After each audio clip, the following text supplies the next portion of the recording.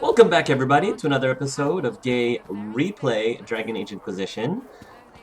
Let's go ahead and have Andy chat a bit with Cassandra.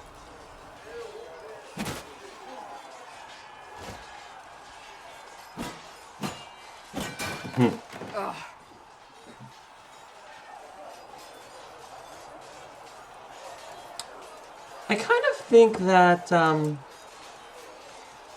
of think that, Andy might be bisexual, now that I think about it. Yeah. I think I'm gonna make Andy bisexual. Let's flirt with Cassandra for a bit. You're kind of a force of nature, aren't you? When I need to be. It's impressive. You flatter me. I'm trying. Did I do the right thing? What I have set in motion here could destroy everything I have revered my whole life. One day they may write about me as a traitor, a madwoman, a fool, and they may be right.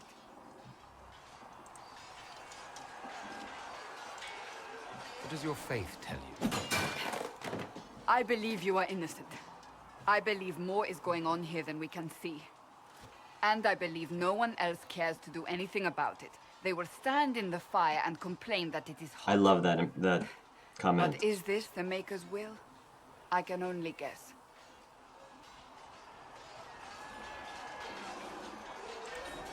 What's going to happen now? Now, we deal with the Chantry's panic over you before they do even more harm. Then we close the breach. We are the only ones who can. After that, we find out who is responsible for this chaos, and we end them. And if there are consequences to be paid for what I have done, I pay them. Fair enough. I only pray the price is not too Kind of high. going right through the you know, the dummy thing. It was foolish. It's too turtle. You have to do it. This Inquisition of yours wasn't the smartest move. Thank you for the ringing endorsement.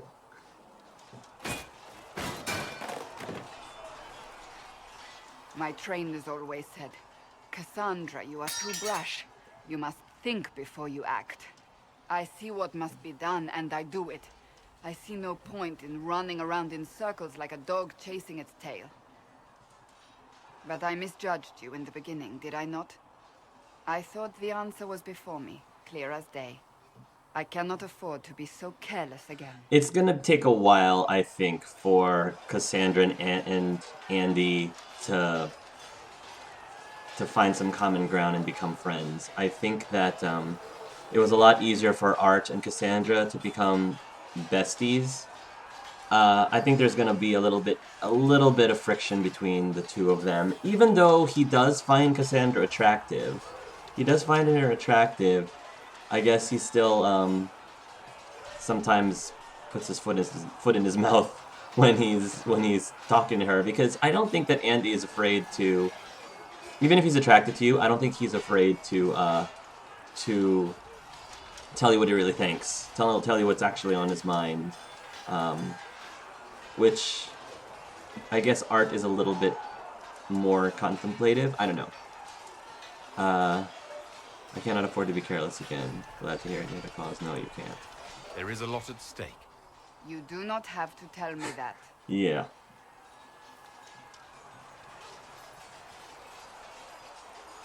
You've said you don't believe you're chosen. Does that mean you also don't believe in the Maker? I'm a dwarf, remember.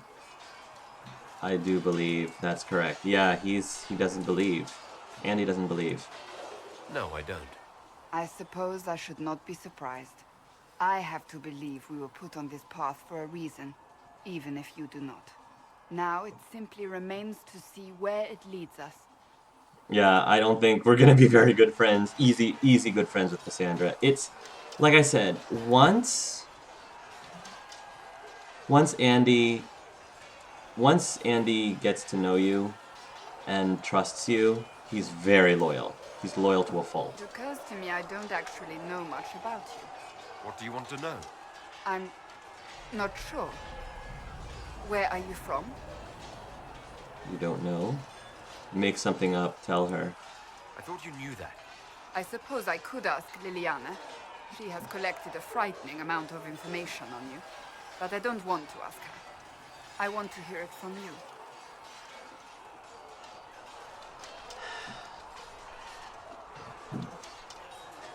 Make something up. I came here from Sahara, actually. That far away? My family came there from the Northern Islands. We landed there after crossing the Great Ocean. The Great Ocean. Yes, lands in the Far East have mountains twice as large as the ones here. Uh-oh. I see. Perhaps asking Liliana was the better choice after all. They're really not getting along at all. I'd like to get to know you better. You would? Is that a problem? Not entirely. I'm just curious as to your motivation. Is there any harm in us becoming a little closer? Plenty. Is that... Whoa. As you wish. My name is Cassandra Pentecost, daughter of the Royal House of Navarra, 78th in line for the Navarran throne. I joined the Seekers of Truth as a young woman, and was with the Order until they withdrew from the Chantry. I remained as the Divine's right hand, carrying out her order to form the Inquisition. And here we are. That's all there is to know, my lord.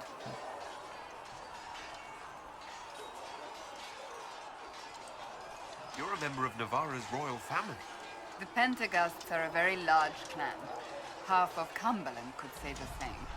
Really? No, but it feels that way. I have hundreds of relatives so distant they need charts to prove we're related at all. And they have them. Oh yes. The Pentecosts value their precious blood like it runs with gold.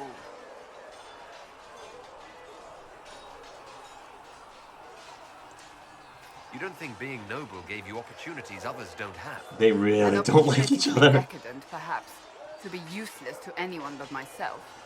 The Pentecosts are famed for dragon hunting, but few actually pursue the craft. Most are fat and lazy. They pay lip service to the Maker and care only for idle pleasures and past glories. My brother was all that kept me in Navarra. Once he was gone, so was I. Tell me about your brother. I'd rather not. Wow, yeah. Alright, tell me about Navarra. You don't seem to like your homeland much. My family polluted it for me. What little I saw of my homeland was through the bars of a gilded cage. My uncle treated me like a porcelain doll to be placed on a shelf and dusted only when necessary. Thus I did not see Navarra, the real Navarra, until much later. By then I realized I knew it not at all. I feel like Andy is thinking, really? You left that life? You left a life of comfort and wealth, and that's just a life that Andy never had, and I guess he always wanted a life of comfort and wealth. I mean, he works for the Carta, so I guess he's like, really? Why did you... He just doesn't get it. I don't think he understands it, or he doesn't get it. Your uncle? What about your parents? They had the misfortune of taking the wrong side in the second attempt to overthrow King Marcus. The king executed them, but spared my brother and I since we were family, and children at the time. Thus we were raised by my uncle, a mortalitasi who preferred the company of his corpses to the living. Your uncle was a mortalitasi. A death mage. He still is. My countrymen do not burn the dead, they bury them in special crypts. The mortalitasi supervise the crypts, like priests. Uncle Vestalis oversees the grand necropolis. Navarrans spend more time honoring dead relatives than they do with living ones. It is odd to be so fascinated with death and its trappings. I will never understand it. So you were the right hand to the Divine? To Divine Justinia, yes. And Divine Beatrix before her, in fact. The position is normally reserved for Templars of the Knights Divine, but my circumstances were unusual. Unusual how? You don't know the story? Thank the Maker. I will tell you if you wish, but it isn't as exciting as some drum it up to be. The short version is that I once saved the previous Divine's life. My reward was becoming her right hand. I honestly don't think that Andy knows this at all. But what does Not a being right religious hand and do all. exactly? What is your hand capable of? It gives, it takes, it beckons. It makes a fist. Liliana and I extended the Divine's reach beyond the Grand Cathedral. We went where she could not. After Beatrix, I was tired of the position and wanted to return to the Seekers. But Justinia convinced me to stay. Her vision for the future gave me hope. Gotcha. That's all for now. I'll let you get back to work. I don't think Andy's really... I don't think he thinks much about the Divine. What is the it? Great Divine. So... Can you tell me more about the Seekers? The Seekers of Truth were born from the original Inquisition long ago, when it united with the Chantry. Seekers stood above the Templars, watching over them but also investigating magical events they couldn't handle. We were meant to be incorruptible, above reproach. How seldom does reality match the ideal? But what are Seekers exactly? Those who know anything of us think we are Templars. We do not use lyrium, however. Our abilities are different, as was our original purpose. We disciplined the Templars and were accountable only to the Divine. And not even her, truthfully. Mm-hmm. Then who watched you? So you led the Templars. Then who watched you? Sounds like the Seekers didn't do their job very well. No, probably not. The Templars have always feared us. When a Seeker arrived at a circle, they knew trouble was afoot. That kind of power is troubling. You begin to think you are the only one who can solve the world's problems. If you don't see a problem, it doesn't exist. If someone insists it does, they are the blind ones.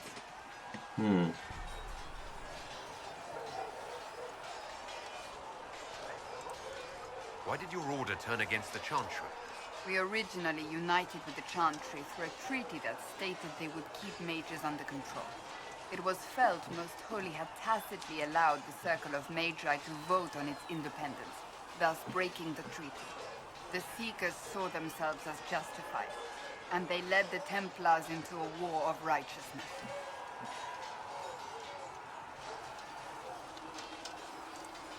You mentioned that Seekers have different abilities than Templars. Entirely.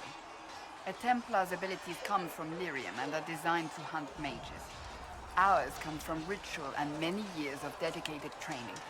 We cannot be possessed by demons and are immune to mind control. Useful considering our role.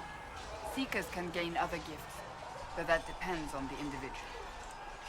What kind of gifts do you have? I can set the lyrium within a person's blood aflame. Both mages and Templars bend before Does she my actually will. have that ability in Some combat? Seekers use it to interrogate. Others simply to paralyze. I'm wondering about Once that. there was a Seeker who could use it to kill. That particular gift is considered rare. Yeah, I don't know if Cassandra actually has that ability in combat. I don't... Maybe one of her I don't know, class abilities does? I doubt it though. Why did your order turn against the Chantry? We originally united with the Chantry through a treaty that stated they would keep mages under control. It was felt Most Holy had tacitly allowed the Circle of Magi to vote on its independence, thus breaking the treaty. The Seekers saw themselves as justified, and they led the Templars into a war of righteousness. You sound like you disagree. We knew what was happening at Kirkwall, where the Mage Rebellion began. We looked into reports of Knight Commander Meredith's harsh treatment of her charges years earlier. But we found so many shocking cases of magical corruption, it was decided her actions were justified. If we'd been there when it happened, if we'd looked harder at the root causes...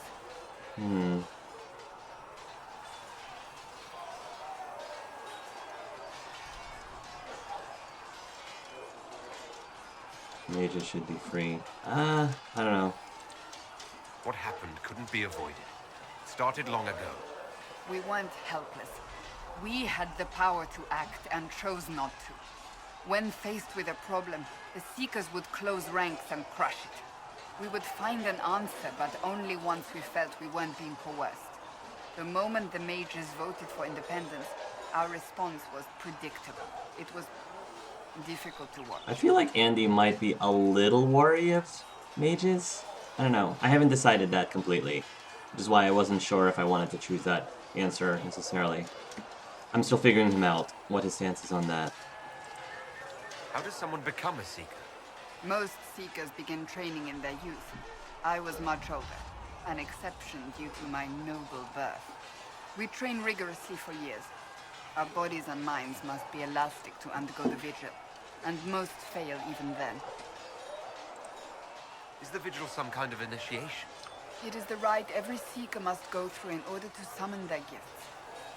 A full year of fasting, prayer, and separation from all distractions, including other people. We empty ourselves of all emotion, Right. focusing only on the purity of our devotion.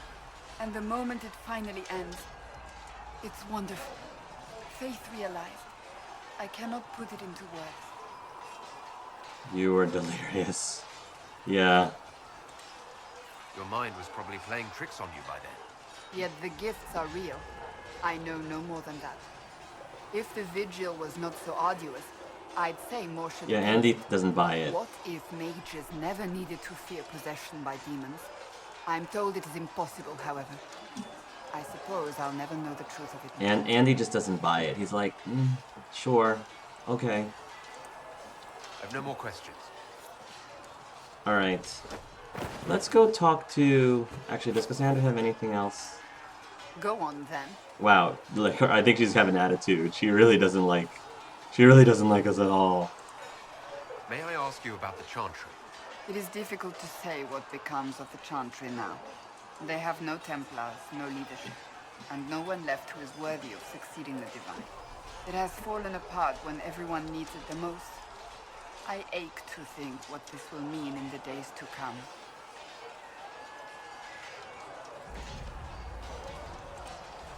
Do you really believe the Chantry is worth preserving?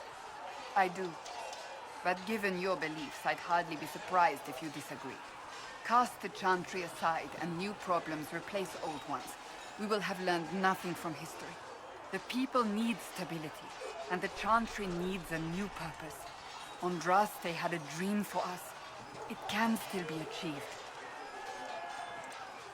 So what should that new purpose be? A dedication to what is truly important.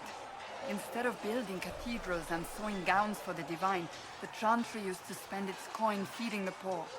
If we are to spread the Maker's word across the world, we must do so with open hearts and open hands. Okay, Andy kind of likes that. Giving money to the poor. He kind of likes that. So, he's not going to be like, you sound like an idealist. He's like, okay, I'm kind of behind that. Will the Chantry replace Divine Justinian? They will try. Once the priests withdraw for the Grand Consensus, it is against Chantry law for them to emerge without naming a new Divine. Sometimes it takes days, or weeks, or even months. The problem now is that no clear successor to Justinia exists. All worthy clerics died with her at the conclave. I feel like Andy might be a little bit of a humanist, maybe? Yeah, still figuring him out. So...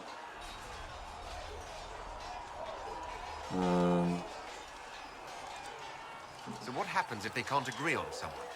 Theoretically, they will argue until exhaustion takes them or they see reason. Practically, however, if the Grand Consensus goes on too long, the Chantry will crumble. Any cleric with ambition but little sense will see this as her one chance, and plenty of such clerics exist. We shall see what happens. The Inquisition must act in the meantime. Do you really believe the Chantry is worth I preserving? already asked this question. I do. But given your beliefs, I'd hardly be surprised if you disagree. Cast the Chantry aside and new problems replace old ones. We will have learned nothing from history. Alright, I want to skip. The people I want to need skip. stability. And another time, then. I want to... Sorry, Cassandra, I already asked that question. What is it? May I ask you about the Chantry? I have no better answers on the topic than anyone might. But I'll tell you what I can. What influence does Chancellor Roderick really wield? He's a bureaucrat, responsible for communicating the Divine's will to the rest of the Chantry. Therefore, he's accustomed to the clerics hanging on his every word, hoping his influence will benefit them. Despite that, Roderick is not a bad man. He's frightened, and believes his place is to fill the gap left by Most Holy's death. Some might agree. As far down the chain of command as he is, there is no one left above him. How big a problem could he be? No more than he is already. He sent his message to the College of Clerics. That is the only card he had to play. Dealing with him further only lends him credibility he doesn't deserve. I'm surprised you rebelled against the Chantry. I left my own order when they took the wrong path. It is no different. But in neither case did I stop caring. Indeed, I care so much that I feel drastic action is necessary. I suppose history shall one day judge my actions. Will the Chantry replace Divine Justinian? They will try. Once the priests withdraw for the Grand Consensus, it is against Chantry law for them to emerge without naming a new Divine. Sometimes it takes days, or weeks, or even months. The problem now is that no clear successor to Justinia exists. All worthy clerics died with her at the Conclave. Alright, that's all for now. Thank you. Alright, I think we have time to chat with... I don't know if we've chatted completely with Josephine. So, let's do that real quick, and then I can do a whole bunch of stuff and probably end up in the hinterlands. So... I've been doing a bunch of the side quests here in Haven, but I'm just gonna get to that off camera. Alright, Josephine.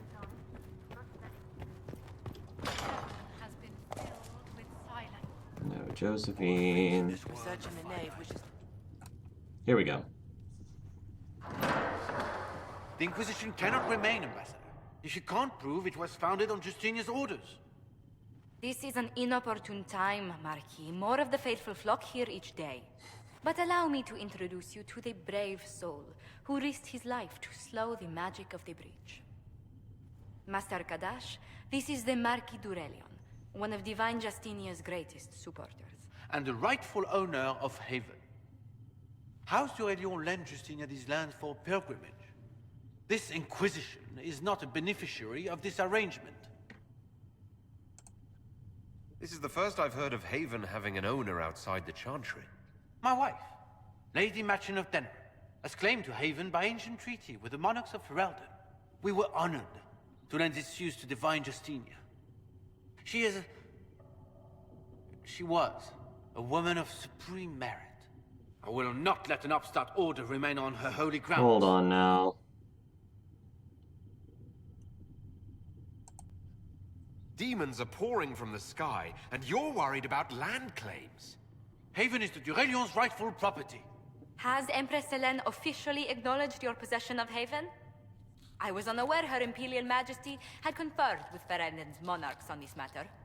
The Empress has not yet had the opportunity to do so. I still love how... We face a dark time, Your Grace. Divine Justinia would not want her passing to divide us.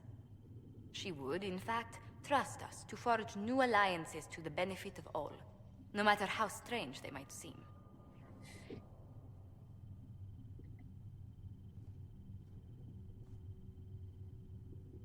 I'll think on it, Lady Montilyet. The Inquisition might stay in the meanwhile.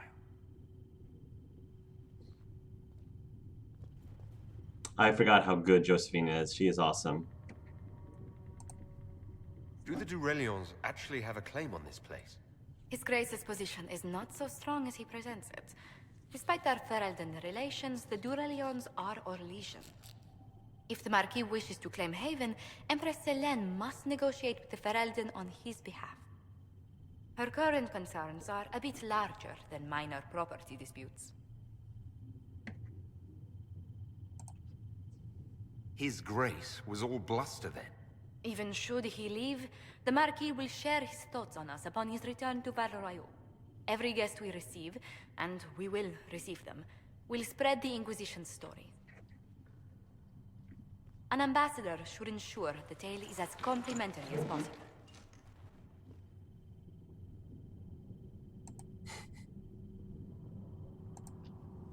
May I ask what brought you to work for the Inquisition? Sister Leliana approached me.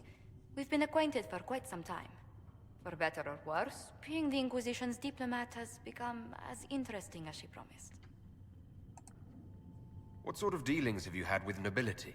For some years, I was the royally appointed court ambassador from Antiva to Orlais. The nobility of Thedas is a rather singular sphere. Those I'm not acquainted with, I know through reputation. So Andy, I don't think he's really big on politics, really at all. However, he still thinks that Josephine is sweet. So he probably is thinking this, but instead he'll say this. I'm glad for your help. I have a feeling the Inquisition's going to need it. I do believe you are correct. Thedas' politics have become agitated as of late. I hope to guide us down smoother paths. But please excuse me. I've much work to do before the day is done. Cool. Good day to you. How do you and Liliana know each other? We moved through similar circles in Orlais. I believe we actually met in Val Royaux. Leliana was quite an accomplished player of the game by then. What exactly do you mean when you say the game? Forgive me. The game refers to the slow duels of influence among the noble and powerful of Orlais. It's a rather light-hearted name for the matter, but Orlesians are fond of playful touches.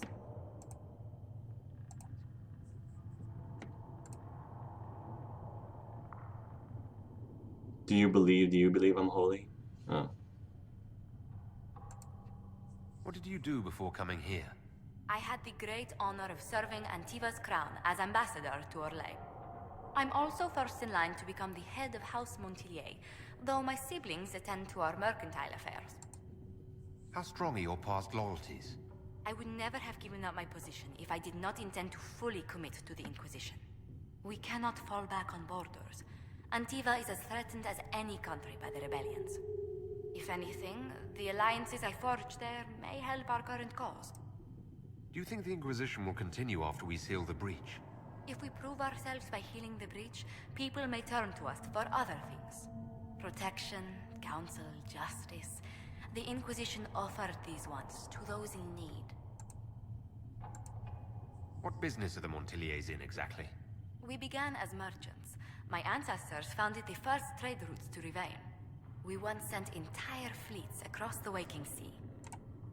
But not anymore. No. These days, our vessels are a touch more modest. Tell me, do you believe I was saved by Andraste at the Temple of Sacred Ashes? I should much like to believe so, Your Worship. The miracles Andraste performed were so long ago, they're difficult to picture. If it were truly her and the Fate who saved you... Well, in any case, many already believe you walk in the Maker's light. Alright. Let's speak later. Farewell. I think we still had more to say though, Josephine. Greetings. What exactly does your job entail? I meet with ambassadors from various factions and countries, and cement alliances with them. We are a young cause. Diplomacy is essential to our credibility. Then you speak for the Inquisition with these nobles? I do. Someone must foster goodwill on our And she's behalf, so good at it. as well as prevent controversy as news of us spreads. How heavily are our actions scrutinized? Make no mistake.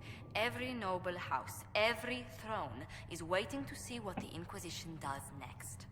Many are willing to pledge support, if offers are made in just the right fashion. I intend to see that they are. Tell me how you came to work for the Inquisition again. I'd been considering leaving my post in Antiva for a new challenge when Leliana recruited me. There's such unrest in Thedas, and the Inquisition seems a promising method to stop it. It's to everyone's benefit if we prevent the Mage-Templar conflict from spreading further. So was it the prospect of stability that drew you here? The full impact of the Mage Rebellion has yet to be felt. and that was before the death of the Divine. The violence must be curbed before we see it turn to full-scale war.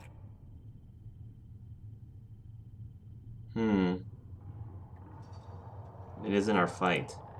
The Inquisition's primary goal is still closing the rift in the Fade. Which likely means finding the Divine's murderer. That will make the Inquisition a rallying point, regardless of what tack we take. I fear these conflicts will not leave us untouched. Anything to report? What do the people make of us? Despite our fame, we're low on steadfast allies. We must aim for more. Any visiting dignitaries I should watch out for? Sir Griffith of Dignitaries. Debenham, a most distinguished knight of the realm.